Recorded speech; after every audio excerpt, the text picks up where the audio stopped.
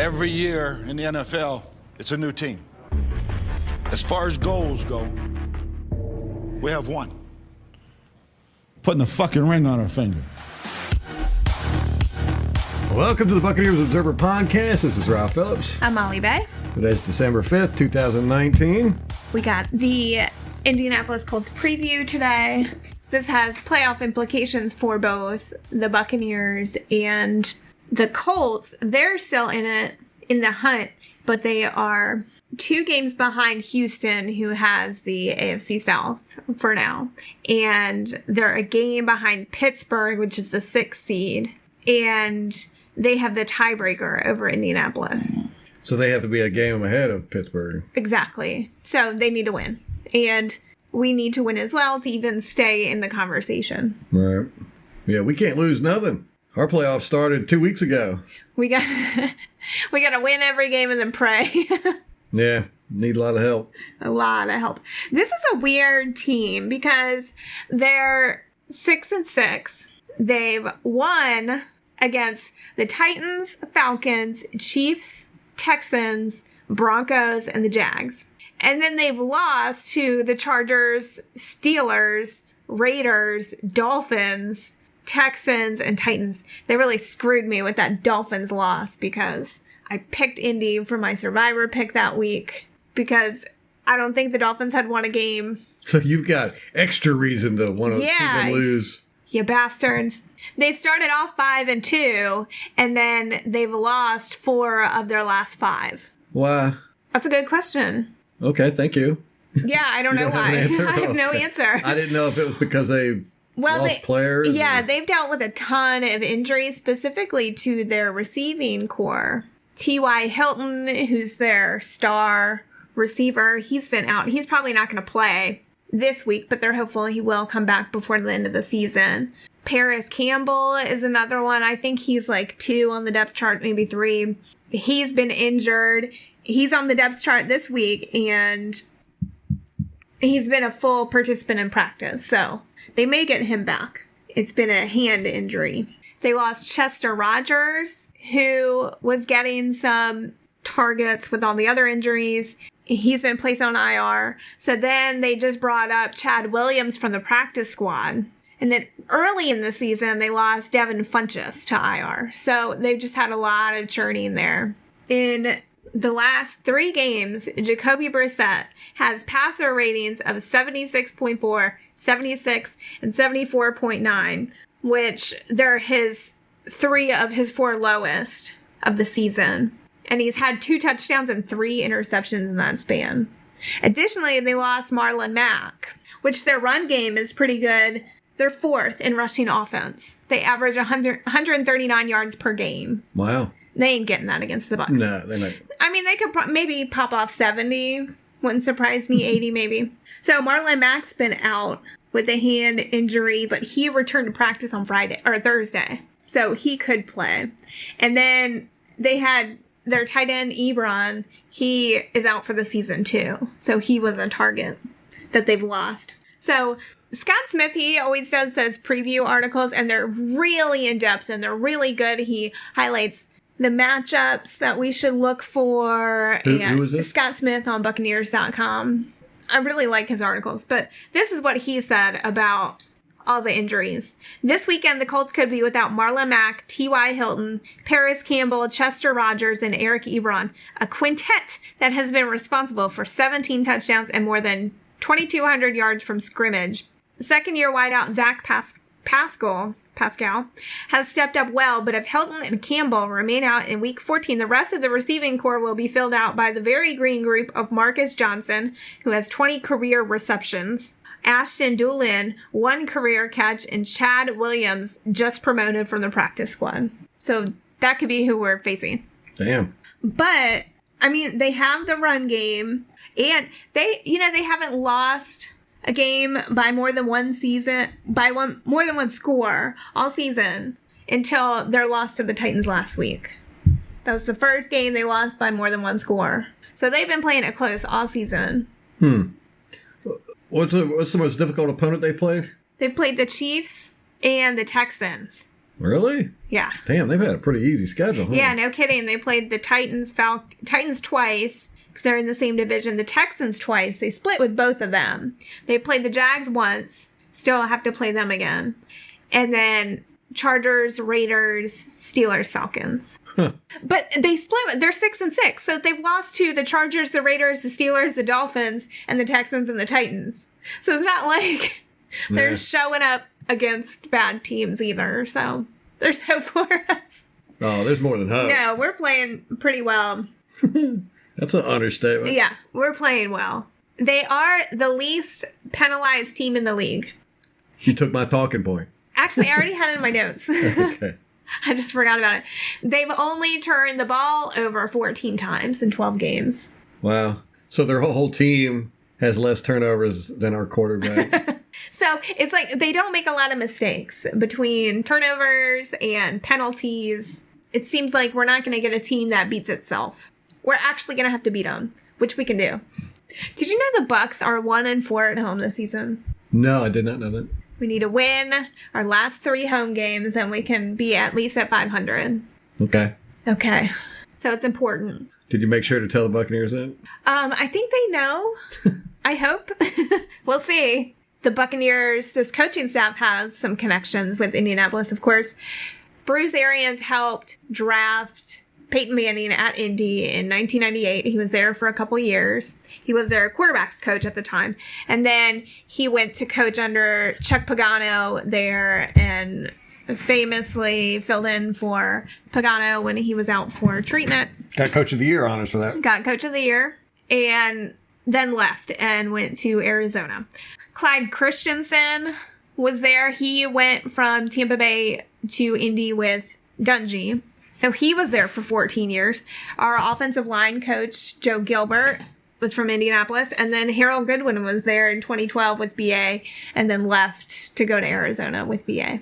So BA has some history there. It's a shame we won't get to see him match up against Andrew Luck. But we got Jacoby Brissett, who it seems like he's doing fine. Well, playing behind that offensive line, I think anybody would do fine. Yeah, they have a really good offensive line.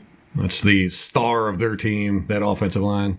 And it's another reason why they've got such a good run game, too. Offensive line. Yeah, they're 9th in sacks allowed per pass attempt. So they allow a sack 6.14% of the time. For comparison, the Buccaneers are 22nd in that metric, and we allow a sack 8.57% of the time. So less than 2%. Yeah, it's a lot, though. Little over. Yeah. 2%. Well, when you consider that the range is probably about 2 to 3% difference between the best and the we're last. at the low. Yeah. Well, we're 22nd. Not great, but not last. If you ain't first, you're last. Okay, Ricky Bobby. Listen to these are some interesting rankings, and it just goes to show how head-scratching this team has been up until now. We're the 4th scoring offense. For comparison, the Colts are 17th. Our total offense, we're 5th, and they are 19th. Our passing offense is 4th. They're 26th. Our rushing is 22nd. They are 4th. So it's like in every metric, they're flipped at the other end of the spectrum. Yeah. First downs per game. Oh, here's one. We're evenly matched. We are on first downs per game. We are 4th, and they are 5th. Our third down percentage is 15th in the league, and theirs is 9th. Our red zone touchdown percentage is lower than theirs. They are tied for 8th, where we are 13th. We have the 30th scoring defense. We're moving up. We were last, right? Like, I think we allow the most points. No, is that allow the most points? Or I think our defense has scored points? No, because it says 28.8 points per game. Oh, okay. Yeah. We used to be the last. Yeah. Yeah, we're moving up. So we've moved up 2 spots.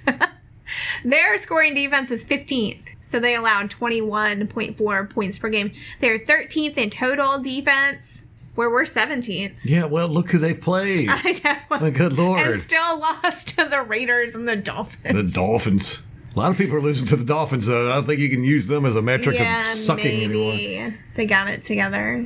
Aren't they like rebelling against their coaching staff? Didn't the organization wanting to tank? Well, and the players are trying. Well, players and coaches never want to tank.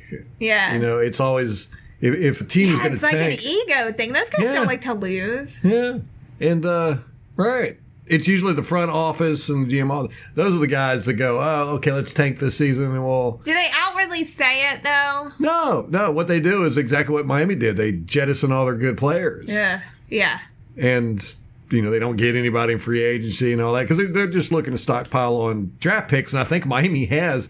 A lot. 9 first-round draft picks in the next 2 seasons or something like that? Yeah, it's crazy. Rebuild.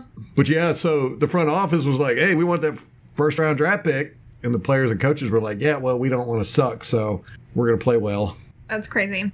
I can't believe they beat the Eagles. I know, which we needed that. Speaking of which, tonight it's the Bears and the Cowboys playing. We need the Bears to lose because they are, I think, 1 game up on us in the playoff hunt.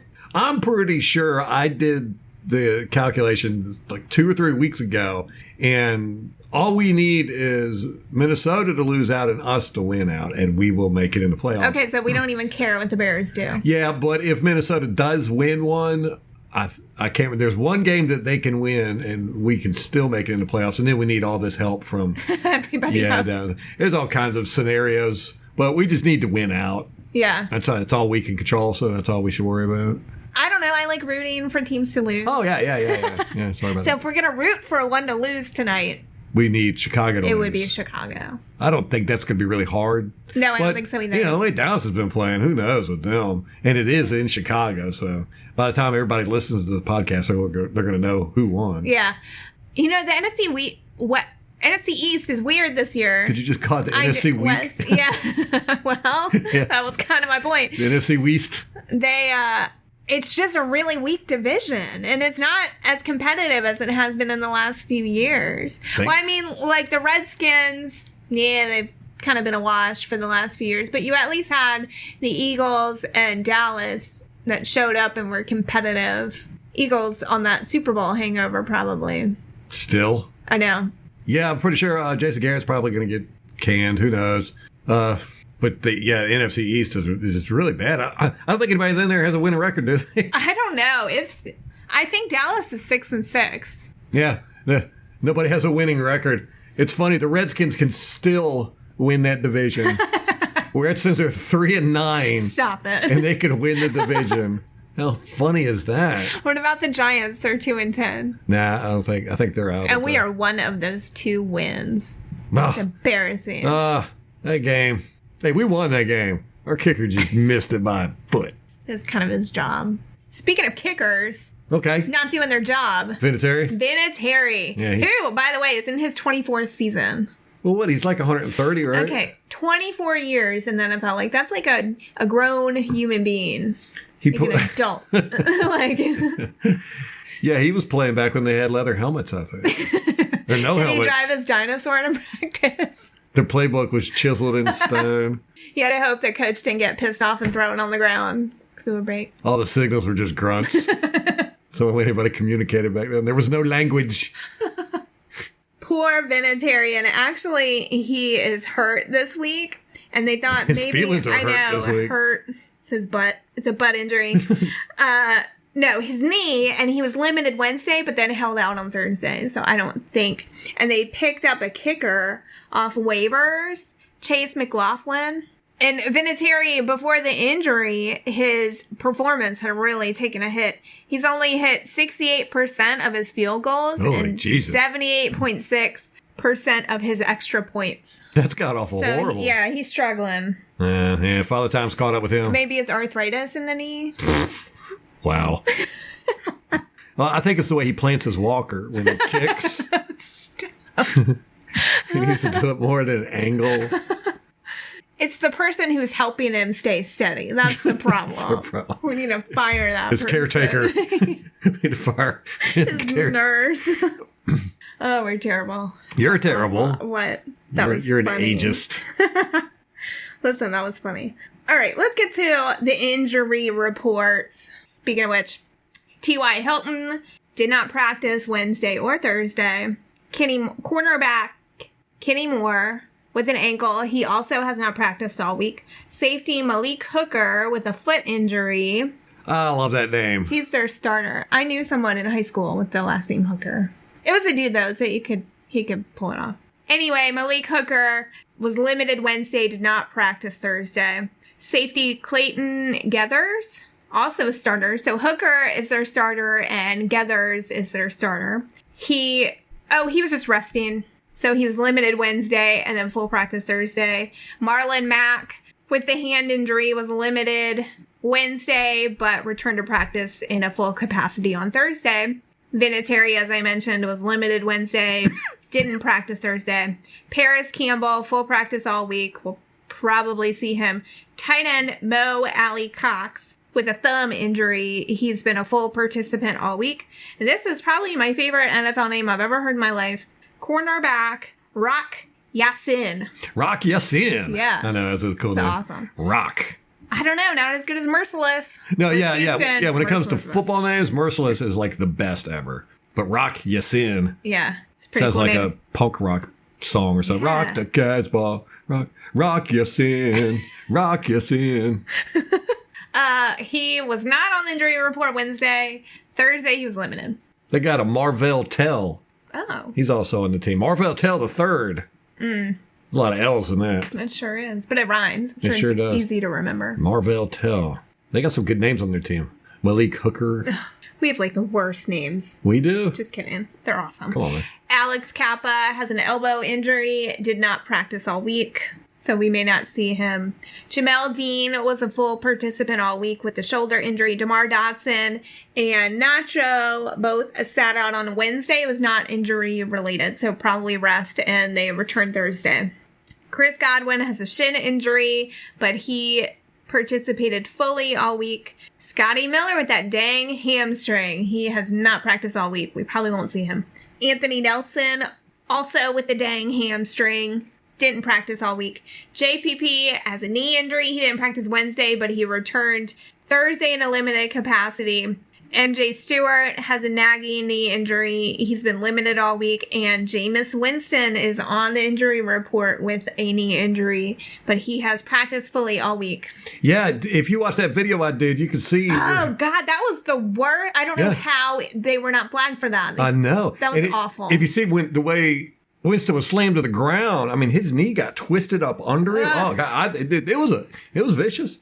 That guy should have been probably ejected from the team or from the Now, game. you don't recommend that kind of response often. No. And, I'd be fine with it if we could do it to their quarterback, too.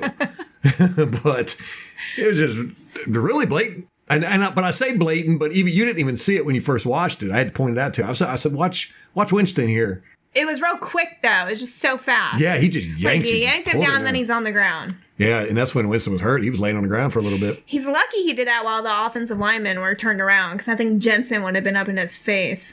Yeah, that was the thing with that play. Everybody was watching the pass completion. Weren't they walking? I feel like they were walking. Yeah, everybody was turned. Their back was to it. Yeah. Such a cheap shot, too. Smoot. Smoot's a dirty player. Dirty. Dirty Smoot. We have like the best segues today, and we did not even. Speaking of allegedly dirty players. Oh, I was going to say, how in the world can we segue with Smoot? This has got to be a good one. No, All right, dirty player. Sue.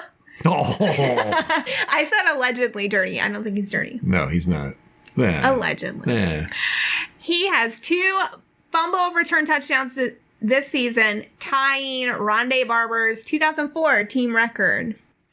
If he manages to get another fumble return for a touchdown, he would tie the NFL record in that category, set by Link Lyman of the Cleveland Bulldogs in 1924. 3 fumble returns for a touchdown? Never been done. Or- Not since 1924 by the Cleveland Bulldogs. Holy crap. They really should have kept that team name. I know. I wonder, is that why they're called the Dog Pound? Maybe. I've often wondered that, why they're called the Dog Pound. You Because could probably Google it and it would come up like immediately. Yeah, probably. Well, I don't want anything Lot about of Cleveland work. Browns in my Google search Your history. search history. I'd rather have gay porn in my search history It than already is. anything that have to do with the Cleveland Browns. That's got to put you on some kind of list if you search Cleveland Browns stuff. Yeah, definitely. That's incredible. And there's a really good chance that he can get that because we've been strip fumbling quite a bit. I mean, we've got to have some kind of record going on there. I know Shaq Barrett is leading the league in forced fumbles. I think he's got 6. Yes.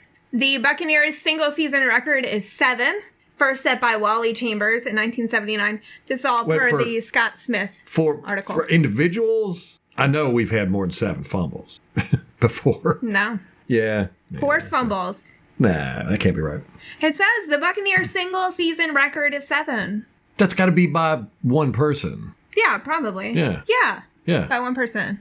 Yes. You're correct. Okay. I don't know why we're arguing. So Wally Chambers, Broderick Thomas, and Styles G. White. Styles G. They've all had 7. Yeah, I think Barrett's going to beat that. Well, we've still got plenty of games to go. I know. Which Barrett came out today and said he likes Tampa. He'd like to stay here. I think that was after Mark Cook went on Pewtercast and said he had told him that not off the record, but on the side, basically, that Barrett likes the area. And today Barrett said, "Yeah, I like the area, and I don't want to move my family again. They all like it here." Drew Rosenhaus was probably like, "Oh man, what'd you say that for? It gives them leverage." He's a shark bulldog. So that's all I got. Oh, okay. Well, we could have segued into that because I had something to say, and I was like, all right, segue. I'm going to let you.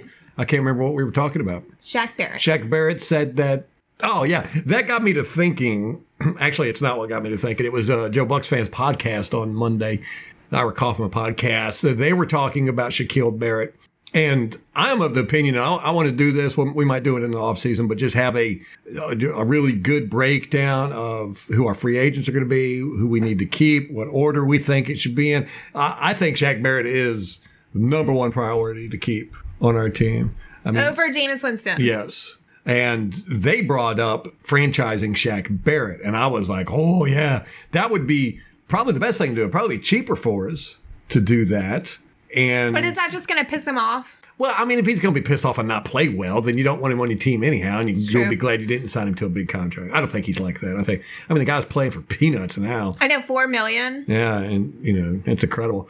So whatever it takes to keep Shaq Barrett, I'm cool with. And then we could sign Jameis or whatever. But yeah, if it comes down to it, I would much rather have Shaq Barrett in a long-term contract. So we'll see if they can get that done. If they can and not break the bank, that would be highly impressive. Because, I mean, he's gonna be able to get quarterback money anywhere he goes. I know. On Pewtercast, they were talking about $1 million per sack, maybe, realistically, for that position. That'd be cheap if we could get him for, what's he at? Right, but he's at 14 and a half. Yeah. I mean, we still have how many more games? Right. Yeah, he'll probably get at least another one per game. Right. So if he gets up to $19 million a year, that's crazy. Yeah, as I said, quarterback money, $20 million. I mean, he's going to get that somewhere else. Yeah. So if we can get him. He mentioned to Mark Cook that maybe he would be willing to give Tampa a little hometown discount. Yeah, that'd be so sweet. That's what I'm saying. If we could do that, man, the front office, I would. They're probably talking to him now after this. Yeah. You would think. Yeah, because if you watch game film on him, you can watch. Some guys get stats. They'll be, one-hit wonders or whatever. You watch game film on Shaq Barrett, the guy's just really good. And not just the rushing ability at the quarterback. And I've talked about this when we signed him. He doesn't make mistakes. And that's huge. Now, he's made mistakes. He didn't make any mistakes for like the first 8 games. Yeah, and it was one small one. Yeah. Yeah, he actually got beat where he got pushed to the ground. Yeah. First time I'd ever seen that. Oh, was that Whitworth? I think it was Whitworth. So that wasn't week 8. That was early, right? Didn't we play them like week 4? Gosh, the season just becomes such a blur. It is. It's just a blur. I need like the schedule, the roster everything for every right week.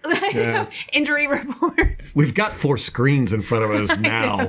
It's incredible. But he's very disciplined. He does well. He's great with containment, great on the run. The guy he just doesn't make mistakes. He doesn't get beat. He's not pushed out of the way. He's a real big contributor on the defense. So I think. And he takes so much attention from the offensive line that it opens up opportunities for the other guys. Yeah.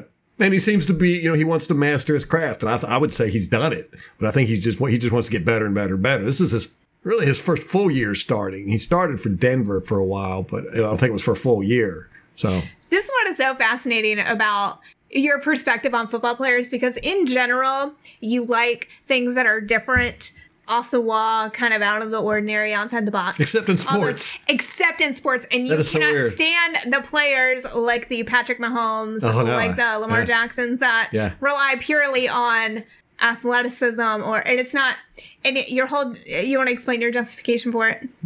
Like, you like the guys that, I'll explain it for you. Have taken the time to master their craft, and those guys are just relying on their sheer athletic ability. Yes. Rather than perfecting Right. Or their being shifty football and skills. Yeah. sneaky and all that. It's boxing is the same way. A huge boxing fan. And I was a big fan of Marvin Hagler, one of my favorite boxers of all time. I mean, he was just a master pugilist. Just good, just great. Great defense, good form. God, he was great. And Sugar Ray Leonard came along. And Sugar Ray Leonard was that whole Muhammad Ali rope-a-dope, the hands down to the side, run around the ring, he was dancing around and all that stuff. And I hated it. Sweet Pea Whitaker, same way. Hated it. Muhammad Ali, I hated his boxing style. I hated it. And I like the guys that are, like you said, they're masters of the craft. It's so weird because I'm not like that in anything else in life. Never. Yeah, I'm a contrarian. I mean, whatever the mainstream position, total opposite. Yes. You're like, that's stupid. But with sports, I like the guys that, stick to football. Yes. It's one of the things I like about Tom Brady and Matt Ryan and these guys, because they're just technicians at being quarterbacks. Yeah. Is that what type of athlete you are? Like racquetball? No, I was actually more. Finesse. Yeah, I'm a sticker. I'm the kind of guy. I'm a practicer. I love to practice. Like your bowling stance. Yes. Ralph has a whole dance. That's why he likes Matt Gay's little shimmy. Yep, because it's exactly what I do when I bowl. It's like the routine and you do a little butt wiggle. Mm-hmm. The shoulders and the butt. You got to loosen up, man. But that's what's very impressive about Shaq Barrett is, he's not. Most defensive ends or interior defensive linemen, they'll have a few good moves that they're really good at. Shaq Barrett is good at all of them. And he's developing this ability to, like last week, he was actually knocked to the ground and had, I want to say, 3 points on the ground. He had a hand on the ground, and the lineman, the right tackle, was actually pushing him down, and he was still able to get the sack. Never seen anything like that before. And so he's developing these new techniques. Didn't you say he's got a plethora of moves? How many moves would you say he's got? Oh, gosh. Really? I've seen him do everything that I've seen, defensive ends do throughout the years. And he's got probably 4 or 5 moves that I've never seen before. That one leg kick out thing, that's like a Superman thing. That's really neat, and it works. That's totally him. I've never seen anybody do that before. I call it the Superman because they do that in the MMA where they'll kick their leg as they jump to get that extra thing. He does that with his right leg. He'll kick it out. Huh. So anyhow, and then that move he did last week. Never seen that before either. I mean, the guy's getting pushed to the ground, and he used that leverage to come up off the ground and get I think it was a strip sack he got. But anyhow, the guy's just, you can tell he's just studying and mastering his craft. So. And he's an exciting player to watch. Yeah. Because you never know what he's going to do. I mean, he's got these crazy spin moves. He's got that crazy Superman moves. I mean, he can do anything. And he doesn't look like he's capable of doing them because he's, kind of undersized. He doesn't look strong. Yeah. But, I mean, he'll bull rush a guy just quick as Dominic Suit Whip. So, anyhow, yes, I think signing him is our number one priority. He is a possibly once in a generation defensive end. So we don't want to lose him, whatever it takes. So, and here he was all these years just hiding behind Von Miller at Denver. They didn't even know what they had. They just let him walk. Well, we don't know if that's what's made him good, is being behind those great defensive ends in Denver. He did say that he studied a lot and just worked on his skill. By far the best. I keep calling him a defensive end, but he's not. He's an outside linebacker, but he's the edge guy. By far the best in the league right now. How about that pass rush? Going back to the Colts, they play a 4-3 defense. Very disciplined. Almost militaristic in their execution. These guys are they don't make mistakes. Yeah, I mean, you see that in their penalty numbers, their turnovers. Yeah. So we can't screw up with these guys. Their offensive line has good pass protection. They are susceptible to corner blitzes, though, because the running backs don't seem to be able to pick up the blitzes, kind of like our guys are. So, last week we had a lot of Whitehead coming off the edge blitzing. I think we should do that this week, too. Whitehead or somebody coming off the edge. Preferably a cornerback. I like cornerback blitzes, because it really confuses. You don't ever expect that coming from a cornerback. That's what Ronnie Barber was famous for. And he come rushing in from the side.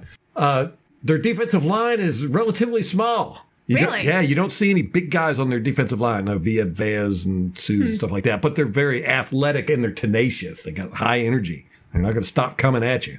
Our biggest worries on offense is going to be the tight end Doyle. He's pretty good. And hopefully, Devin White's gotten over his coverage issues because he's going to have to be dealing with this Doyle guy quite a bit. So, Doyle's my biggest concern. He's actually my only concern. And I'm not really even concerned about him that much. Brissett, is that how you say his name? Brisket? Jacoby Brissett. He's not great under pressure at all. Oh, really? Yeah, if we can get to him. Because he's used to having a lot of time back there. Right. That offensive line, that's going to be a good challenge to see. I know. What do you think about that matchup, though? Like our defensive line up against their offensive line? There ain't no offensive line that can dominate our defensive line. No, that's not even a question. Didn't New Orleans? There was one team. I always do this to you. I'm sitting here going, I just paused.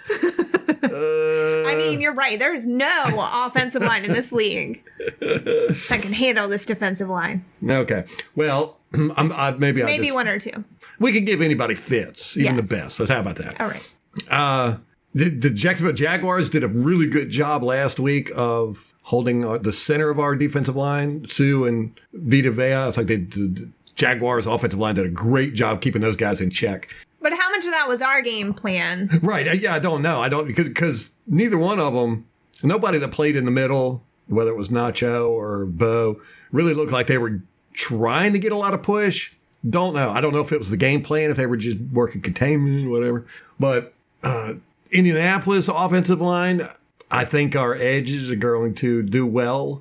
Interior, it's going to be interesting. I really can't say one way or another. I want to say, Vita Vea is going to, get a lot of push, and so is Sue, but I don't know. They got a tough offensive line. Devin White, moving on to some news. Devin White has been awarded Defensive Rookie of the Month by the NFL. That is so exciting. That's awesome. I know. So cool. I know. The Devin White mic'd up was cool. He was mic'd up last week. Very good. Really interesting. We did see a lot of Devin White in the offseason, like these kind of fluff pieces. And this was the first time we actually got to see him in action on the field. And you could tell he's got two personas. He's got his on-field persona and he's got his in front of the media persona, because they're two different characters. I mean, on field, he is out there talking trash and running his mouth, and he's just all over the place. I loved it. I was really impressed with the way he was acting. What was more impressive to me is the way the players were responding to him. This was my favorite part of the mic'd up. Because I watch how when a player talks to other players or when a coach talks to players, you see it all the time on the sideline. A coach will come over and he'll start talking to the players or whatever. And guys will be staring off in space or looking down at their gloves or, not even really paying attention to him. So you read the body language? Yeah. Dr. Phil. Devin White, when he talked, everybody was paying attention to him. That is so cool, especially for a young guy like him. Yes. Yeah, even the veterans were, glued to what he said. He seems to be one of those guys, and I think we touched on this before, when you're on a football team, there's a lot of hanging out, not doing anything. When you're sitting there, even during a live game, these guys are, when the offense is on the field, the defense is kind of hanging out, just waiting for their chance to get back on the field, whatever. So there's a lot of just hanging out. And it's a real big thing with like salespeople. And anytime you have a group of guys that are stuck together in the military, where they spend a lot of time together and there's a lot of downtime, you need those guys who are fun, who make it exciting and entertaining when the downtime is there, whether they're telling stories or playing practical jokes or whatever. And Devin White seems to be one of those guys. He was just seemed like nonstop, just chattering away. And everybody was into it. I mean, of course, you always got those guys that talk a lot. And a lot of times they annoy the crap out of people. But Devin White seems to be one of those guys where everybody really likes just kind of hanging out with him. And that's really good. It seems like all great teams have a player like that. We had Warren Sapp. Baltimore had Ray Lewis. And, God, who was that defensive lineman they had? The big guy. He was an announcer for a while, or sideline guy. Oh, what was his name? Can't believe I can't remember this stuff. Tony Saragusa. The Goose. Guys like that, they're fun. They had Shannon Sharp on there too, wasn't it? Didn't he play with Baltimore for a while? Okay. So, these guys are they just don't shut up. And you need guys like that when you're hanging out with a bunch of dudes and you got a lot of downtime. Devin White seems to be one of those guys, and that's cool. Such a contrast to Levante, who's like a silent leader. Right. So, Defensive Rookie of the Month. That's quite impressive because there's some pretty good rookies out there. Yeah, well, he's had 2 really good games where he made a big impact. So, good for him. Yeah, he's really, really coming into knowing what's going on out there. Jenna Lane had an article on ESPN. Keeping Shaq Barrett will be pricey, but Bucs can't afford to let him go. Good article. Go check it out if you want. She breaks down a lot of the things we can do. She talks about the franchise tagging him as well. I had talked about Ron Rivera getting fired and Norv Turner going to the special assistant to the head coach. I didn't know this because I found it very strange that I was like, is that a promotion or a demotion? I couldn't figure it out. His son was promoted to offensive coordinator, Norv Turner's son. What? Yeah, I think his name's Steve Turner or something like that. Yeah. But so why is Norv being the special assistant and no longer the offensive coordinator? I don't know. I just don't understand that. Like, is that a demotion or a promotion? I know, right? I think he's moved up so that they could put his son as offensive coordinator and he can kind of help his son. And the new coach, maybe. Yeah. Because Norv Turner does have a lot of coaching experience. Right. Head coaching experience, too, although he sucks at head coaching. But but he can tell the interim head coach what not to do. Yeah. Whatever I tell you to do, that's not a good idea. Do the opposite. Pewter Report had their most impressive against Jacksonville article and an article that was the least impressive, or it's called most disappointing. Now, they do these articles right after the game. I'm not a big fan of that because we can't watch there's a lot of stuff that happens on the game film that you don't see. All right, but play devil's advocate. We do an instant reaction. This is true. Now, I don't have a problem with them doing something or anybody doing something. It's the same reason why I have a problem with Pro Football Focus. But not like rating the player's performance. Right. You can't do it until you actually, see the game film at least.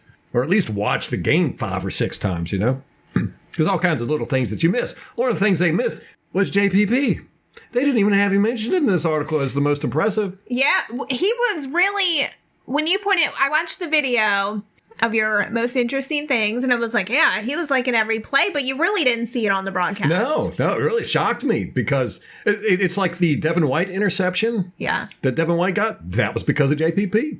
JPP hit the quarterback, or was at least in the quarterback's face. I mean, when I say he was in his face, I mean his hand was literally in the guy's face. And it caused the pass to go just a little errant. And now I don't want to take it away from Devin White. It was a great interception. I mean, he actually turned his body backwards, and it was a great catch. But JPP was there in the quarterback's face. And JPP was there for almost every big play we had on defense. He was a large part of it. And, some Pewter Report, they had as their most impressive Devin White, Shaq Barrett, O.J. Howard, Brashard Perriman, and Peyton Barber. I'm like, what? That is not the list I would have come up with. O.J. Howard was absolutely garbage at blocking. He right, but he had the receiving yards. I think he was right. Yeah. If you look at the stats, yeah, you're going to say, "Oh, O.J. Howard had a great game." Showed up. Yeah, but he was garbage in blocking. Again, why stats can be misleading. Yeah. And it's the same thing with their most disappointing too. I think I said my 3 most disappointing players were Donovan Smith, O.J. Howard, and Ronald Jones, all because of their blocking mishaps. Yeah. So, and I think they had Donovan Smith in there and Ronald Jones for something, but I don't think it was the blocking. So anyhow, I like to see them have those articles and then maybe update them after they've watched the film, because that's one thing I do like about Pewter Report is they do watch the film. They got a couple guys on staff that, will watch the film. On Arians' press conference, I think it was December 2nd, Monday, he said this, I'm going to go ahead and quote it. He said, after watching the film, I think defensively we're finally understanding situational football a lot better. guys' communication, short yardage, red zone, third down. It's becoming really, really fun to watch and watching the growth. I like the way, obviously, we're rushing the passer extremely well for the last few weeks. But again, on the back end, we're holding our guys. We're covering our guys. The quarterback's not having the quick throws. Emphasis there. And when we are sacking him, that's my emphasis. And when we are sacking him, we're knocking the ball out of their hands. I think Larry Foote does a good job of teaching those guys when they turn the corner to find the ball and strip fumble. That part of it is the best thing I watched on film. Big thing I wanted to point out in what he said is that the quarterback's not having the quick throws, and that's true. I mean, they're getting the ball out quick, but they're not making the passes because our cornerbacks are sticking to these guys like glue, and they're able to bat the passes down or, get an incompletion some way, somehow. We have got to have a record, at least a franchise record for the past couple weeks for passes defensed. It really is incredible at how many passes defense we've had in the past few weeks. I think, 2 weeks ago, we had 15 in one game? Yeah. Come on. I think Jamal Dean alone has 16. Not in a game. Yeah. He's been out with injury. Yeah, I think he had 16 in 108 snaps. Oh, God, it was crazy. Yeah, that's nuts. That's insane. So, that's the thing I love about Bruce Arians. That's why we put the press conference. We've started putting the press conferences at the end of our podcast because the guy talks football and he doesn't BS. He's not out there saying coach speak or blowing smoke up anybody's butt or anything like that. I mean, the guy speaks the truth. When he says something, I go back to the film and watch it, and I'll be like, oh, yeah, he's right. I got that one wrong because I thought it was this, and he said it was that, but now I see he's right. It happens all the time. He'll come out and he'll say stuff, and I'll be like, wow, this guy really talks football. We haven't had a coach do this since Greg Schiano, and Greg Schiano wasn't near as entertaining football in-depth as Bruce Arians. I mean, he gives a lot of information. As a matter of fact, it kind of bothers me a little bit in the sense, strategically, I'll be like, man, if the opposing team is listening to this, they're getting some good information here. No risk it, no biscuit. There you go. Off subject a little bit, Cowboys defensive tackle Antwaun Woods was arrested on drug and tampering charges. What was he tampering with? Marijuana. The drugs? Yeah, he was tampering with the drugs. What was he doing He was smoking a joint in his car, got pulled over for speeding, and put the joint in a drink that was sitting there. What? That's a BS. Yeah, that's a third-class felony, too. That's ridiculous. Tampering. Yeah, I mean, I'm sure it'll get everything reduced and all that, but it's just... So is that what happens if you, throw the baggie out the window? Yeah. Interesting. Yeah, it's a felony. We don't have that charge here that I know of. I bet we do. Something like that. Yeah. I don't know. There's a law for everything. Yeah. Which brings me to, and I kind of want to rant here just for a minute, when are we going to get over this marijuana stuff, man? Do we not realize that You're getting political on us. Yeah. I mean, look at this. This is a starting defensive tackle for the Dallas Cowboys. They're playing tonight. Now, he was injured. He wasn't going to play anyhow. But, he's I mean, this is going to hurt his career. Okay, where did he get arrested? Was it in Chicago? I want to say Indianapolis. Oh. I can't remember. In Chicago. I see what you did there. Them cheating bastards. Homers. No, in Frisco, Dallas suburb of Frisco. But, I mean, he told the cops, he said, I put the cigarette out when y'all pulled me over. So they charged him with tampering with that. It's just ridiculous, man. But I don't want to get political so much as, as far as, the country. Yeah, I think it's stupid, the drug laws, but I think anybody with a brain thinks it's stupid. We've seen it doesn't work and blah, blah, blah, blah, blah. But the NFL. Yeah. I mean, come on. Especially in states where it's legal. Right. You've got so many states where it's legal now.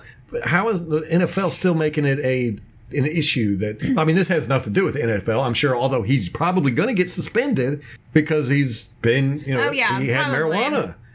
But this is interesting, too. We're reading the book Brainwashed on CTE by Meryl Hodge, which is Great pretty book. good. Highly recommend it. And we're probably going to talk about it in the off season. Oh, yeah, we are. A book report. But I'm to the point in the book where he's talking about other explanations for CTE. Mm-hmm. And there's a theory that chronic inflammation is one of them. Right. And CBD has anti-inflammatory properties and, works better. Additionally, CTE is correlated with drug use. They find the symptoms of the tau in the brain with drug use. And you get that a lot with NFL players who are on opioids because of pain. Right. And if you can let them use CBD, which It has anti-inflammatory properties. And actually, Merrill Hodge recommends the Tom Brady diet because it's focusing on anti-inflammatories. Right, yeah. And then you also, the other benefit of the CBD is that they're not on these high-powered opioids. Yes, I mean, there's a lot of benefits to especially to athletes, I think. Yes, and it's just ridiculous at the NFL. Yeah, I mean, we're going to hear about it. NFL is going to end up suspending him or finding some crap. Right. It's like Josh Gordon. They just completely threw away his career. Right. It's ridiculous. Of course, he had the choice there. He continued to smoke when he knew that they were after him. But this is true, too. But it should not be an issue. Right, the rule's stupid. Yeah, the NFL should just throw it out. America should throw it out. It's just ridiculous. But that's my rant. Just wanted to get that in there. That was a good rant. As far as rants go, I guess that's a pretty good one. All right, so what's your prediction? Who's going to win? Oh, okay. So I am going to go with it's going to be a one-score game. I think we're going to win. So I am going to say my score prediction, I'm going to say 31-24. All right, that's about what I was going to do. I was going to say 21. Yeah. You're going to say what? 31-21. Okay, you think it's going to be 2 scores. It happened last week. Yeah, well, I think that we're going to beat them down pretty quick, and then they'll get some points in garbage time. Yeah, I think this is going to be a pretty nasty game for the Indianapolis Colts. I hope so. It's at home at Ray J. Yeah. I think the Bucs fans need that. Yeah, they're getting ready. The Colts are getting ready to go into the meat grinder. Ooh, I like it. Yeah. Yeah, it's going to be exciting to see the matchup between our defensive line and their offensive line. It's a premier elite offensive line against our premier elite defensive line. Yeah. And if we can get any pressure on Brissett, the game is over. Because that guy just can't handle pressure at all. He's not very athletic. He gets frazzled quick. He'll just chunk it. So that's what Scott Smith said. He's not a prolific passer. So he may chunk it downfield, but he's not great in it. I would concur. All right, well, that's going to wrap it up for us. If you want to stay and hang out and listen to Bruce Arians' latest press conference, we'll have it at the end of the podcast coming up next. You got anything else to add? I do not. No. We covered the gauntlet. No screw the Colts or anything? Yeah. I will say, this is the dumbest mascot in football, probably besides the Dolphins. Like a colt. It's a baby horse. A baby horse. It's a baby horse. No. How is that intimidating? I don't know. It's like My Little Ponies. Yeah. That's what we should call them. We're going to start calling them My Little Ponies. Yeah. All right, that's going to wrap it up for us. Till next time. Go Bucs.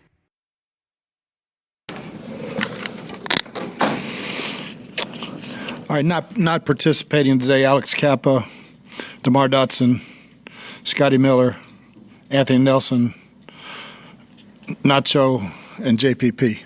Nacho was excused absence. 2 of those guys are just vet days off. So good start to the week. Kind of tempoed it down as far as the running part of practice. We got our full speed 7-on-7 blitz, and then we kind of scaled it back as far as the running. This time of year, we don't need it. Just a matter of assignments and being physically ready to go on Sunday against a team that's in the same situation as us. It's a one-game season. Yeah, speaking to that, I mean, you've said, you play all the games and hope, when you add them up, it's enough. But that still is the carrot. I mean, Minnesota loses. You never know what's going to happen in this game. Did you talk to your team about that? Yeah, we talked about it this morning. So, if you want to feel what the playoffs are like, you're in it right now. All right, they're one-game seasons, and if you lose, you're done, and then you play for fun, But I've been in it with. We had to win 4. We won all 4. We were the 6th seed. We won the Super Bowl. JPP's been the same situation, So it's happened. It's been done. You just take care of your own business. You can't worry about anybody else. Good coach lost his job yesterday, Bruce. Hell of a coach. Any doubt in your mind he's going to land on his feet? No, he's a better man than he is coach, and he's a hell of a coach. There were some folks that came out, criticized Coach Rivera because the fact that his wife and his daughter were often at the facility. I mean, it seems kind of crazy. Coach Dungy had family members that were often at the facility. I mean, what do you say to those folks? I have no comment for that one. I really don't. That has nothing to do with winning or losing. How much has family played a role in the success that you've had in your job? Everything. And to be able to share it with them. My son was a ball boy. He went to Wisconsin with the Chiefs and worked the sidelines when we used to have cords. And great bonding experience for us, and our kids were always in the facility and at practice ever since I can remember. Certain teams don't allow it, but What have you learned? Bruce, what have you learned about Levante David, working with him day to day? He's the ultimate pro. Levante's, first of all, he's dependable. He's a great player. But what he does with the young players, is amazing. Bruce, you guys have 4 of your 5 wins on the road this year. What do you think this team has to do differently at home to take advantage of having 3 of the last 4 here in Tampa? Learn to win at home, yeah. There's a little extra, when the noise is on the other side and communication on defense. One missed call could be a touchdown, and we have to be really sharp in our communication. And hopefully there won't be a bunch of the other team's fans in the end zone. We snapped the ball too early, like we did against New Orleans. But no, it's something that's sometimes teams, it's easier on the road than it is at home, but it shouldn't be. What's it going to take to get this running game going a little bit better?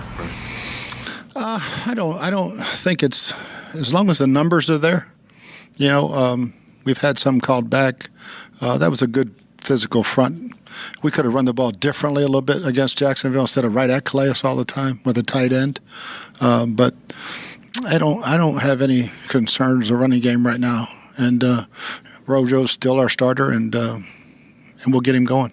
You have had, I feel like, different tactics when it comes to motivating your players or how to get the most out of them, whether it was calling out the secondary in a press conference and seeing the way they responded, or pulling Rojo from that game for a missed blitz pickup. How do you kind of gauge with each player kind of the route or the approach that you take to getting the most out of them in that department? It's just called honesty. I don't sugarcoat it. So if you can't handle the truth, it's a problem sometimes. And some young kids can't. So you have to call them in, talk to them individually, and pat them on the back. Like, because you have to sometimes take different approaches, right? Yeah, everybody's different. How do you figure out kind of which buttons to push for each guy? I've been doing this a long time. That's my bartender days. Is that where it's from? How has Ronald responded? Has it been like Jamal Dean and all those guys? Yeah, it's been great. Just reaffirm to him he's my guy, and hey, we're in the playoffs now. We can't have that. If you have that, you're standing next to me. All right? Coach, when you watch a guy like Darius Leonard, who won Defensive Rookie of the Year last year as a linebacker for the Colts, do you see a similar kind of impact when obviously you guys have a guy like Devin White on your team? Yeah, Devin's injury set him back, I think, from some awards I think he would have been in the hunt for. But Darius, coming from a small school, is a little bit different than coming from LSU. But, when you look at height, weight, speed, and you go work him out, and then you just never know about the competition. But he's in the perfect system for him. And the Colts do a great job of drafting people that fit their system. Coach, I know it's week to week, and I know this wasn't your watch when it comes to not winning 3 games in a row. But if you win this week, it'll be 3 games in a row. What will it mean for this team to actually win 3 games in a row? Just that we did it, that we got a chance to win 4 and stay in it. That's it. That's all what it's about right now, 1 game at a time. Last week you played a running team, right? The Jaguars want to run the ball. Obviously, this team is really committed to it. Is this kind of one of those big boy games where on defense? Yeah, this might be the best offensive. We've seen some good offensive lines, but this one, Quentin Nelson he's kind of the tone setter for them. And Todd did a good job of showing the tape that you don't want to be embarrassed on it this morning. So. Their running game, and Frank does a great job. He's very unique with some of the things he does. So it'll be a good challenge for us to maintain where we've been stopping the run. How do you see that matchup, Coach, with Nelson against your interior lineman? It should be fun. It should be fun, especially with Vita and Sue. If we can keep those 2 guys on him, I like our matchup. Does Sue get enough credit for all? I was looking at the stats. He's been double teamed 5th most in the league. Does he get enough credit for what he does in that department that allows others Sue? to compete? Yeah. Oh, no, he doesn't. He's been playing lights out, especially this last month, but he's been playing really good all year.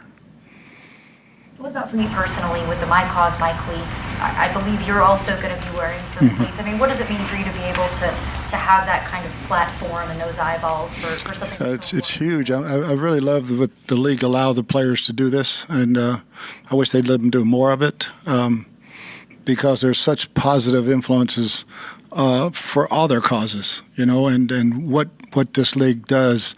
That we get criticized a lot for a lot of other things, but there's a lot of good that's done off the field by everybody. And for me, a voice for children, that's very important.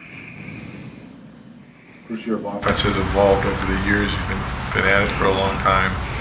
This is the first year with this group. How much of it have we really been able to see since they're just getting their first glimpse of it right now? Yeah, I mean, it's growth every week, Last week, finding Brashard and OJ popping into the picture, You've always got Mike and Chris, and I liked where the backs have been in the passing game. And finding each piece, developing matchups every week for them, and watching them grow, it's been fun. With My Cause, My Cleats, how much does it allow you to kind of get a window into, your players, their minds, the things that they're passionate about and they care? Yeah, it's fun. It's there's a lot of them more out there today breaking them in, and so it's you ask about them, and it might be an aunt, might be a grandmother, it might be somebody in their family who had some disease, or there's other things that are very, very each guy has foundations, and what they do off the field, like Jameis and Chris and all those guys. You talked about being around this league a long time and mentoring guys with struggles on and off the field, but going back to kind of like the causes and the things that players are really passionate about off the field, is that some of the best conversations that maybe you've had with players over the years? Yeah, that's the development of relationships that lasts a long time. I've got so many guys that I've coached and I'm still really, really close to. Some of them are turning 60, and it's scary. But that's why you're in this business. Bruce, if you sat down with ownership this week and they asked you for an evaluation of number 3, would you say unequivocally he's our guy going forward? I'm going to pass on that one. I'm going to wait till the end of December, and there's been really, really, really good, and there's some been really, really bad, and I'm just going to pass until it's over, and then we'll make a decision.